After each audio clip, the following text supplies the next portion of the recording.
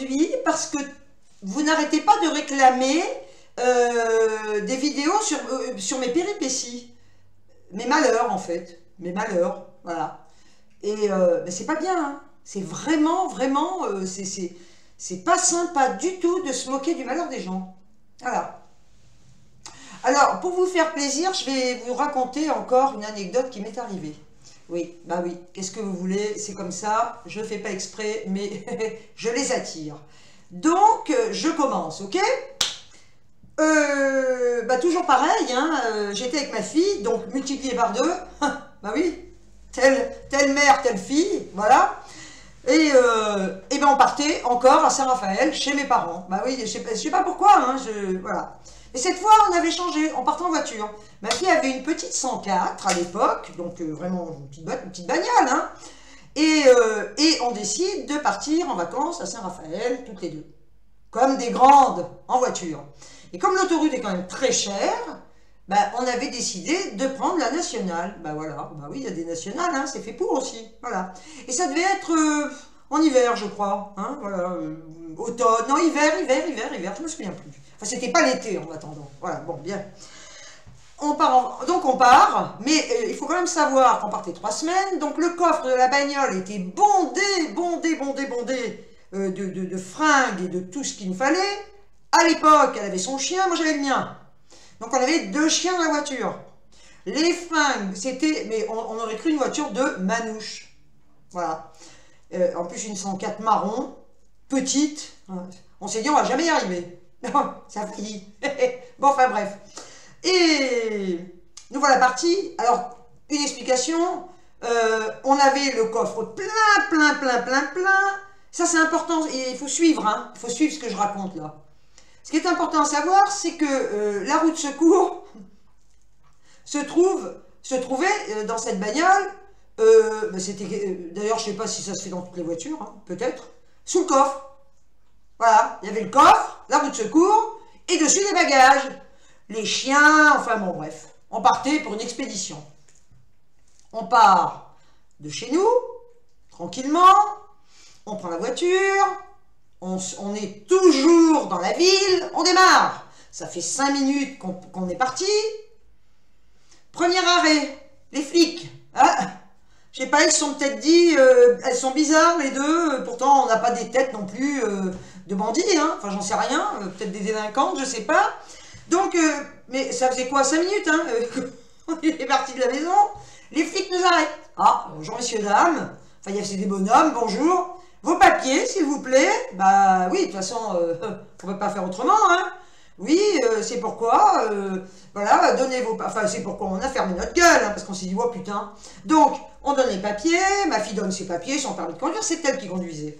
Donne son permis de conduire, le mec contrôle, fait le tour de la bagnole, on s'est dit, oh là là là, il va bien trouver un truc, on va pas pouvoir s'en aller. Bon, donc...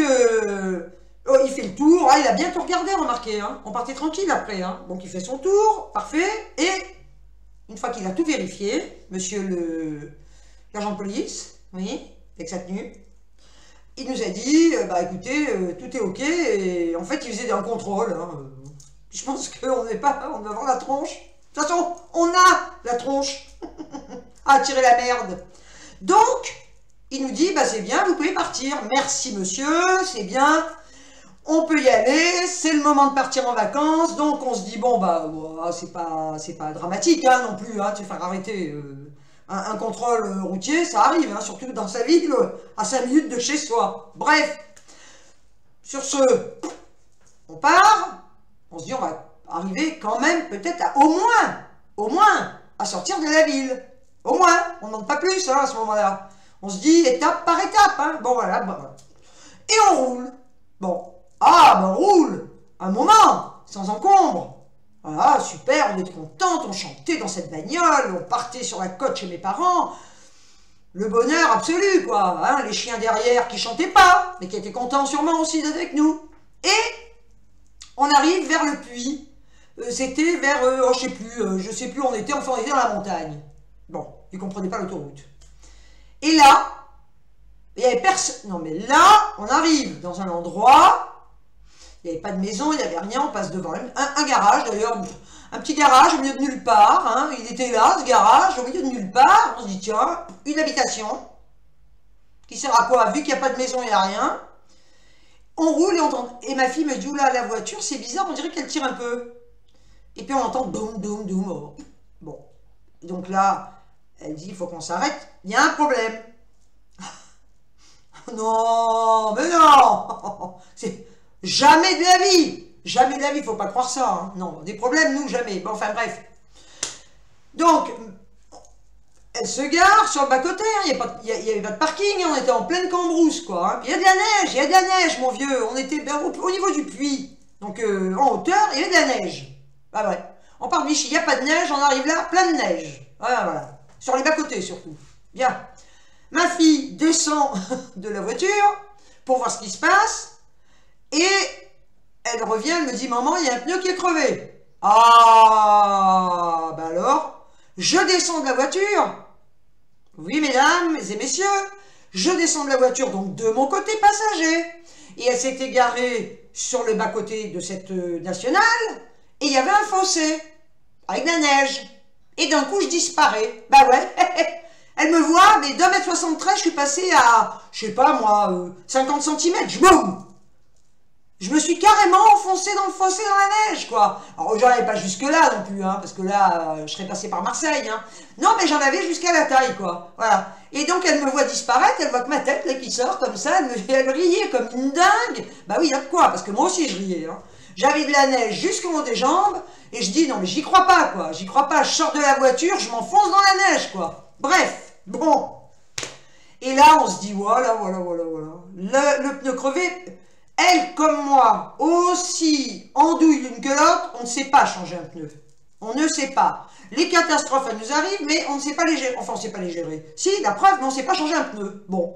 Et d'un coup, on se dit, mais attends, dans cette jungle-là, jungle de rien, quoi, dans ce désert de neige, il n'y a pas d'habitation, il n'y a rien. Mais d'un coup, on se dit, ouh, on vient... Il y a 1 kilomètre, un peu 500 mètres, ou 1 kilomètre un peu plus loin, en passant, on avait un garage.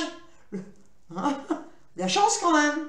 Donc, on se dit, mon Dieu, pourvu qu'il soit ouvert, parce qu'un garage là au milieu de nulle part, peut-être qu'il est abandonné.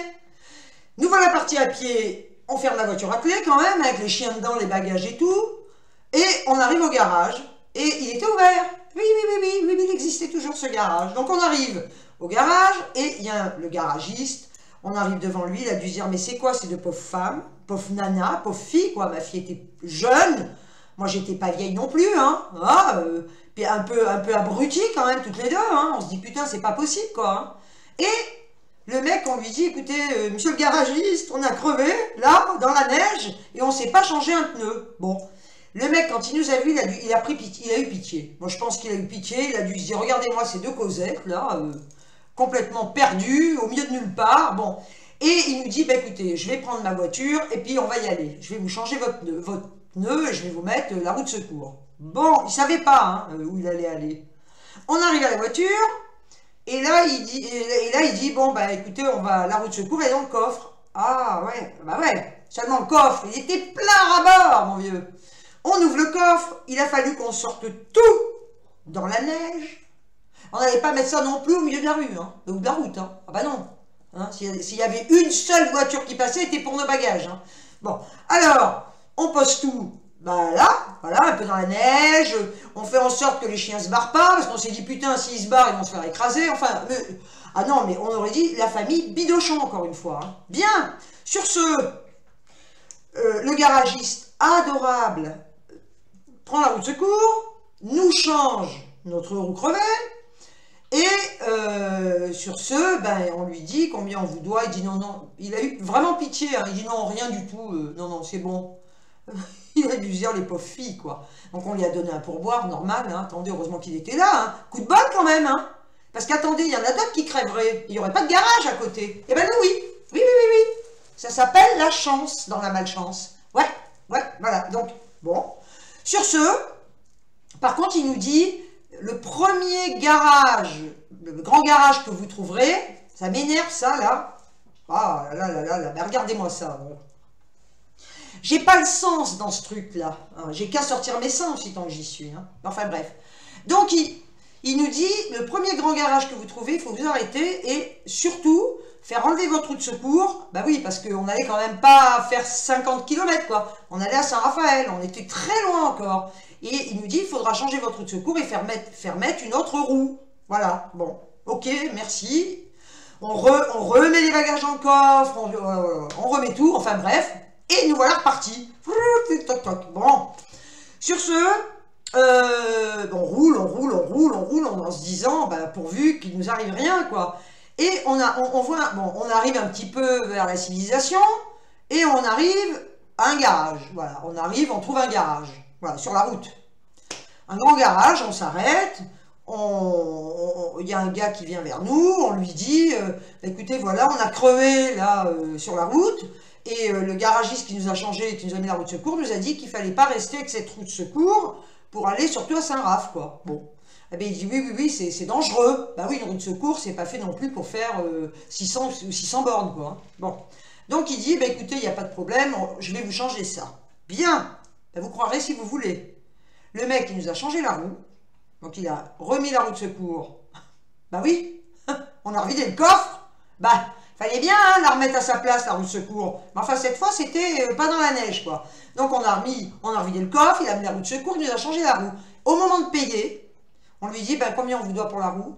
Mais écoutez, je pense qu'on devait, je sais pas, la tête qu'on devait avoir, on devait vraiment ressembler à, je sais pas, Cosette ou les malheurs de Sophie, vous voyez, vraiment les pauvres filles, mais ça devait se lire sur notre tronche, qu'on était complètement désemparés, dépouillés, on était...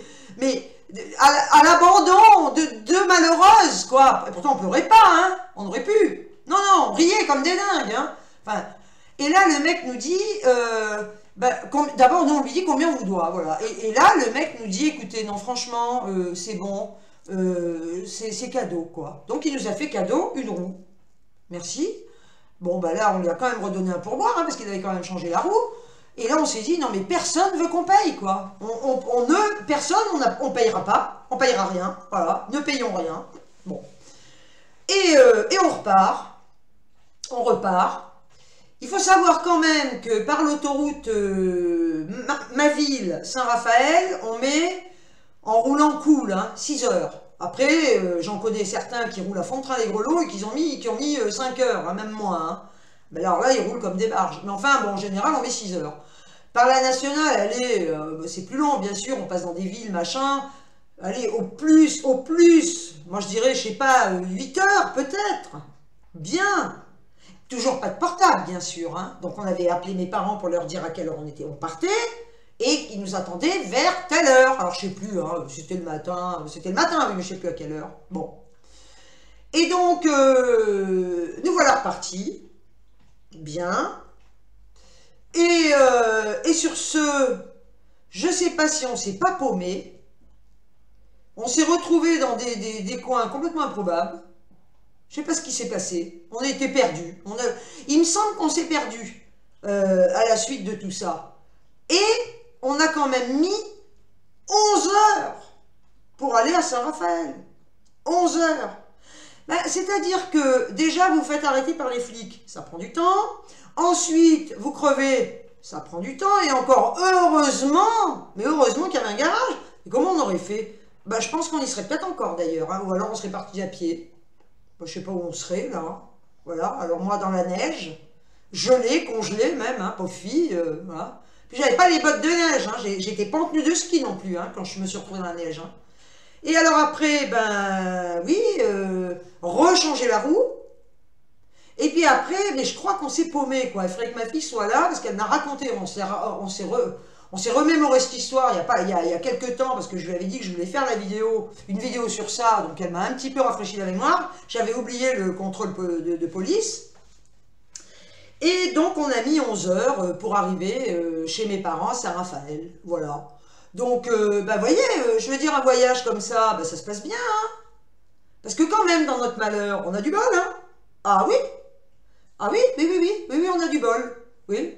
Moi, je trouve. Alors, je vais vous en raconter une autre, petite, hein. Mais cette fois, c'est ma fille que ça concerne. Voilà. Alors, vous êtes prêts, là? Voilà, parce qu'elle aussi, elle a du bol. Alors, comme on a habité à Saint-Raphaël, elle allait dans un club d'équitation à Saint-Raphaël. Donc ben, j'avais été la voir, hein, monter. Et elle me dit, écoute maman, je reviens, je vais aller au club à Ous et puis je reviens. Donc elle s'en va, il y avait un grand champ et la carrière à côté. Donc elle part de la carrière et puis elle s'en va en courant. Puis elle revient dans le champ en courant. Qu'elle courait telle une gazelle, avec un sourire mon vieux, comme ça. Et elle me faisait des signes comme ça. Et d'un coup, je la vois plus, elle disparaît. Je dis, bah, je vois plus ma fille. Elle a disparu dans le champ. Bah, j'ai dit, mais c'est dingue, allez, qu'est-ce qui se passe? Eh bien, écoutez, dans ce champ, il y avait un trou. Bah, elle est tombée dedans. Elle a disparu. Et quand mais non, mais cette image, elle m'a marqué à jamais. Si j'avais eu un caméscope, je l'aurais filmé, parce que ça, c'est à garder un truc comme ça. Elle est tombée dans ce trou, je l'ai plus, mais dingue, parce que j'aurais pu voir sa tête, non, carrément, mais il y avait un trou, et les herbes étaient assez hautes, donc elle s'est retrouvée, ben, elle avait disparu, carrément. Et alors, le pire, c'est quand je l'ai vue ressortir.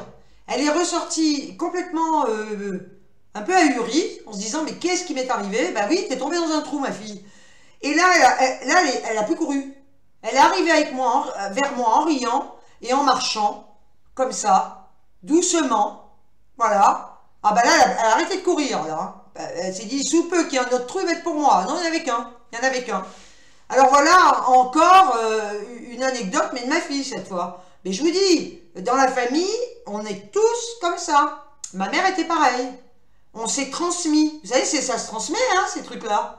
Dans des familles, c'est comme ça, hein. Ben, chez nous, c'est ça. Une petite dernière pour la route.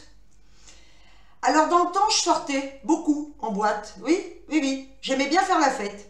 Donc, je sortais beaucoup.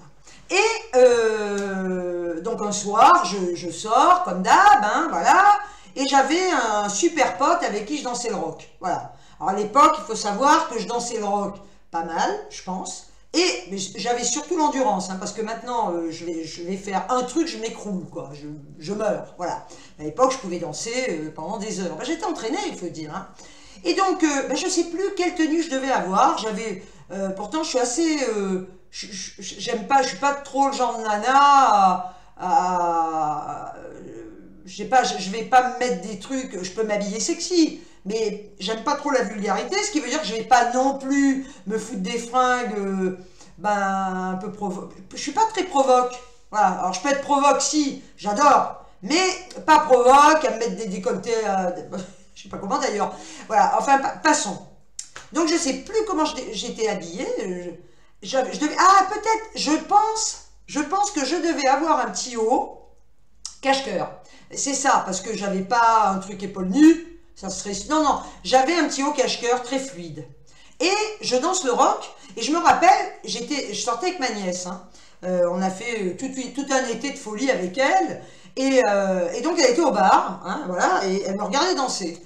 Et bon, vas-y, et je danse le rock avec mon haut, machin, et je tourne, je tournigote, et vas-y, et tournigotant, et voilà Zébulon. Non, je tourne, et au bout d'un moment, quand même, puis les gens me regardaient, enfin, me regardaient comme d'hab, hein, je veux dire, on me regarde pas plus qu'on regarde les autres, hein, mais je disais, tiens, je disais rien du tout. Je disais, les gens regardent danser, point barre, hein, parce que le rock non plus, quand on lance le rock en boîte, c'était une petite boîte privée, il n'y avait pas non plus 155 000 personnes, on était de la place avec mon copain. Bien. Et là, d'un coup, au bout d'un moment, je danse, et je ne sais pas pourquoi, peut-être un appel, d'un coup.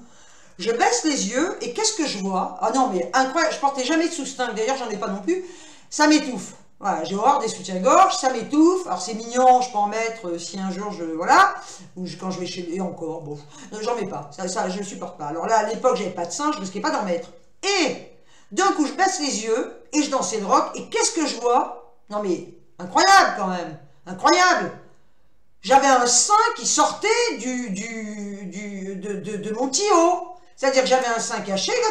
Et ça faisait, je sais pas combien de temps hein, qu'il était sorti celui-là. Et ça faisait un moment que je dansais avec un sein dehors. Et ben je peux vous dire un truc, c'est que quand vous le voyez pas, vous en fichez, vous ne savez pas. Mais quand vous le voyez, et ben je vous garantis que là, vite vous cachez, et si vous pouviez vous foutre dans un trou de souris, Vous le feriez, enfin moi perso, hein. Parce que, franchement, alors les seins nus à la plage, aucun problème, hein. Mais je vais pas marcher non plus les seins à l'air, hein, allongés. Mais alors, en boîte de nuit ou ailleurs, vous êtes en train de danser tranquillement, et d'un coup, quand vous vous regardez, vous avez le sein qui sort, et ben je vous garantis que là, vous avez la honte de votre vie. J'ai eu honte, mais j'ai eu honte, mon vieux. Et mon copain, mais en plus il l'avait vu, et je lui ai dit, mais pourquoi tu m'as rien dit? Ben, il m'a dit, je sais pas, on était tellement, je pense, pris dans ce rock endiablé, ben, qu'il m'a rien dit. Voilà. Donc, ça, c'est des petites anecdotes, c'est pas méchant, c'est pas... Bon, à part quand même, si, partir en vacances, là, voilà. Alors, j'en aurai d'autres, hein, parce que, ne croyez pas, hein, à moi toute seule, je suis une poisse ambulante. Et alors, quand même, je tiens à signaler que, je sais pas si je l'ai dit, mais je vais le redire, je vous l'ai peut-être dit sur une autre vidéo, j'en sais rien, mais depuis quelque temps, je sais pas si vous avez vu La Chèvre, voilà, avec Depardieu et Pierre Richard. Pierre Richard, au début, il a la poisse, il la file à Depardieu. Eh ben, je vais vous dire un truc. Alors, je m'en réjouis pas, la pauvre, hein, mais ma Ninette, qui a subi, enfin, qui m'a supporté dans mes moments de poisse et qui en rigole, un jour, je lui ai dit, mais fais gaffe, parce que ça se transmet. Eh ben, vous le croirez si vous voulez, la pauvre, depuis quelque temps, il lui arrive que des catastrophes. Mais comme les miennes, hein, c'est pas des trucs graves, hein, mais voilà, des trucs débiles comme à moi. Et maintenant, quand on sort toutes les deux, je la regarde, je dis, hé, mais regarde, en fait, il lui arrive ce qui m'arrivait avant. Alors, peut-être que c'est passé sur elle et que maintenant, je ne vais plus rien avoir. Ou alors, on va continuer, mais à deux. Et bien, je vous garantis que si ça nous arrive ensemble, mais qui va rattraper l'autre, hein? Qui va? Parce qu'avant, elle me rattrapait quand je tombais. Et encore, quand l'autre fois, elle m'a fait tomber avec son croche-pied, hein. Elle n'a pas pu me rattraper, hein. Mais bon, mais là, si toutes les deux, on tombe en même temps, eh bien, écoutez, ma foi, on restera par terre, hein. Il y avait quelqu'un qui viendra avec un treuil nous soulever, hein. Voilà. Bon, ben voilà. Donc, je vous ai raconté mes aventures. Alors, vous allez peut-être vous marrer.